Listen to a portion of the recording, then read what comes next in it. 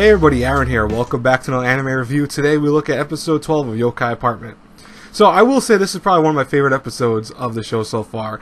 I remember this vaguely from the manga, and it was something though that I remember having a nice wrap up. A lot of times when you see shows like this, you always kind of worry about the concepts of how they're going to wrap things up. Are they going to wrap it up a little too nicely? Are they going to do it like where everything just fits out perfectly? I mean, because obviously we see that what happens with this week's episode. Obviously, we have Inuba attacking Miria with Brontis, who is essentially a shockwave of energy. Is able to kind of play it off as a gas explosion, so this way the girl wasn't afraid of him.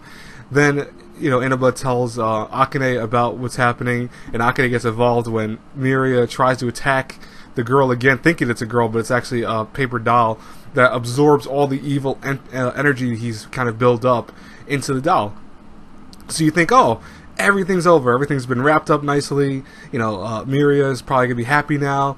No, Miria's not going to be happy now. So, you feel bad on one hand when you learn Miria's backstory, which, in case you guys missed it, essentially he was a teacher for another school, or part of I'm presuming it was another school, and he was in charge of teaching Hamlet to a lot of the girls there.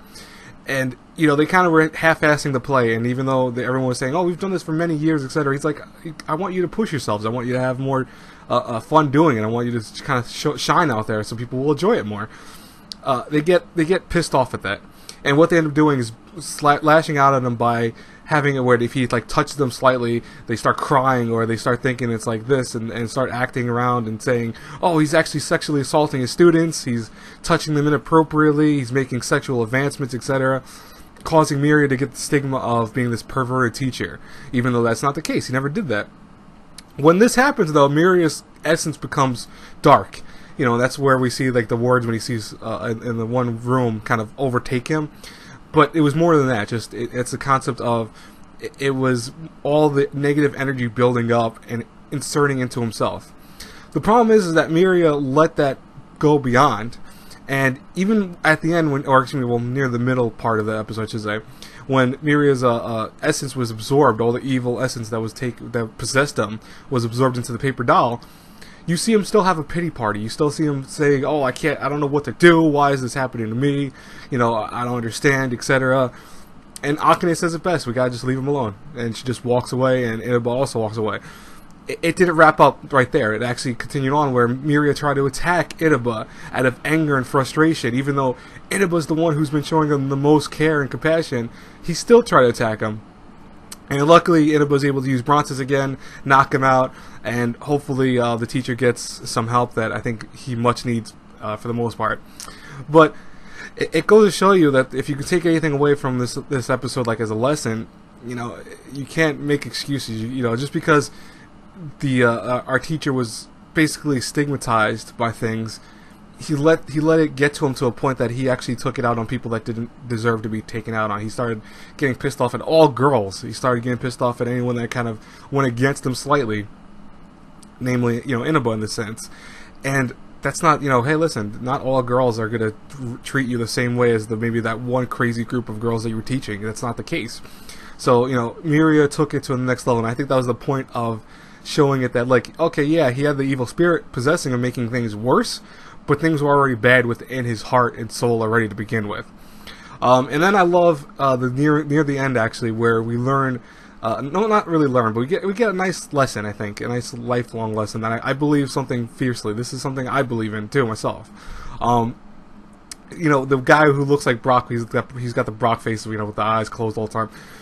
He says it best himself. He goes, when you take a big thing of water, and this is true, when you scoop a big thing of water, even if you have big hands, the water seeps through your hands. It goes on the sides. You can't capture all the water you take in. So what ends up happening is you think, oh man, I'm losing all this water, and I'm not able to stop it, and you start kind of having this, kind of, I don't want to say dread about it, but you start feeling bad. It's like, oh, here I am now with a quarter of what I started with. In the same sense, if you take the real life lessons behind that, and this is the true concept of what he's saying, not really just about the water. He's saying that in your life you can only do so much, you can only take on so much. You might be strong, you might be physically adept, you might be maybe spiritually adept, but you can't do everything. You can't save everyone. And the quicker you understand that, the better your life will be. Because, you know, I also have that issue sometimes where it's like, I want to help everyone that I can. And sometimes some people don't want to be helped. Some people, like, in this case, Miria, for example, he doesn't want to be helped. He needs to be helped at another level that's out of Inaba's reach. You know, Inaba tried his best.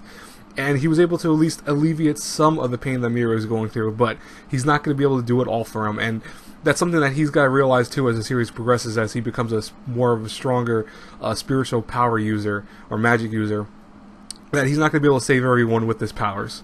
And once he comes to understand that, it'll be a little bit better for him, hopefully.